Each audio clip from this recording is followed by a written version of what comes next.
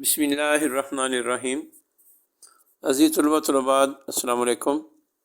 For ever education کے educational plate form پر ایک نئے لیکچر کے ساتھ حاضر ہوں، اور آج کا ہمارا لیکچر اردو جماعت داہم کی تفہیم عبارات نمبر 15 اور 16 کے حل شدہ سوالات ہیں۔ بیٹا جو میرے چینل پر نئے آئے ہیں، جنہوں نے ابھی تک میرے چینل کو سبسکرائب نہیں کیا، جلدی سے اس کو سبسکرائب کریں، لائک کریں، شیئر کریں اور بیل آئیکن کا سوئچ دبانا مت بھولیں، تاکہ ہر نئی آنے والی ویڈیو کا نوٹیفیکیشن آپ کو فوری طور پر مل سکے اور کوئی بھی ضروری ویڈیو آپ سے چھوٹ نہ پائے۔ بیٹا یہ تفہیم عبارت نمبر 15 کے سوالات کے جوابات ہیں۔ اس سے پہلے جو تفہیم عبارات ہیں 15 تک، وہ میرے چینل پر سب کے ویڈیو لیکچر موجود ہیں، آپ وہ بھی سن سکتے ہیں اور وہ سنیں بھی، تاکہ آپ اچھی طرح ان سوالات کے جوابات یاد کرنے میں کامیاب ہو سکیں انشاءاللہ۔ اس عبارت کا پہلا سوال ہے کہ اس عبارت کا موضوع عنوان تحریر کیجیے۔ جواب: عبارت کا عنوان۔ اس عبارت کا عنوان اقبال کی انفرادیت ہے۔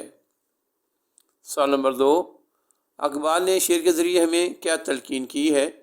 جواب: اقبال کی تلقین۔ علامہ اقبال نے ہمیں اپنے اشعار کے ذریعے اسلامی تعلیمات، حسن اخلاق، خودی، فکر، درویشی اور مغرب سے بیزاری کی تلقین کی اور اپنے عمل سے اس کا ثبوت فراہم کیا۔ سوال نمبر 3، اقبال نے اسلامی افکار کی اشاعت کے لیے کن علاقوں کا دورہ کیا؟ جواب: اسلامی افکار کی اشاعت کے لیے دورے۔ علامہ اقبال نے اسلامی افکار اور فلسفہ کی اشاعت کے لیے ہندوستان بھر کے مختلف علاقوں، دلی، بنگلور، حیدرآباد دکن اور مدراس کے دورے کیے۔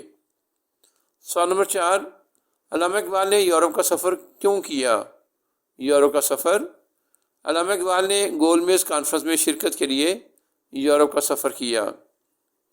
بیٹا اس پیراگراف کے 3 سوالات لکھے ہوئے ہیں آپ کی کتاب پہ، میں نے 2 اضافی سوال بنا کے 5 کر دیے ہیں، کیونکہ بورڈ میں ہمیشہ 5 سوالات آتے ہیں ہر پیراگراف کے۔ اس کا 5واں سوال ہے، اقبال نے مسلمانوں کو ایک الگ خطہ زمین کے حصول کی راہ کس مقصد کی خاطر دکھائی؟ الگ خطہ زمین اس کی ہیڈنگ ہو جائے گی۔ علامہ اقبال نے مسلمانوں کو اسلام کے نفاذ کے لیے ایک الگ خطہ زمین کے حصول کی راہ دکھائی، تاکہ وہ اسلامی تعلیمات کے مطابق اپنی زندگیاں بسر کر سکیں۔ تفہیم عبارت نمبر 16 ہے، اور یہ تفہیم اشعار بھی آپ اسے کہہ سکتے ہیں، کیونکہ یہ نظم کی صورت میں ہے۔ اس کا پہلا سوال ہے، ان اشعار کا مرکزی خیال کیا ہے؟ جواب: مرکزی خیال۔ شاعر کہتا ہے کہ ہر قوم میں اچھے اور برے انسان موجود ہوتے ہیں، لیکن ہیروں یعنی لائق لوگوں کو ہمیشہ تلاش کرنا پڑتا ہے۔ سوال نمبر 2، قومیں کہتے انسان ہونے کا کیا مطلب ہے؟ قومیں کہتے انسان۔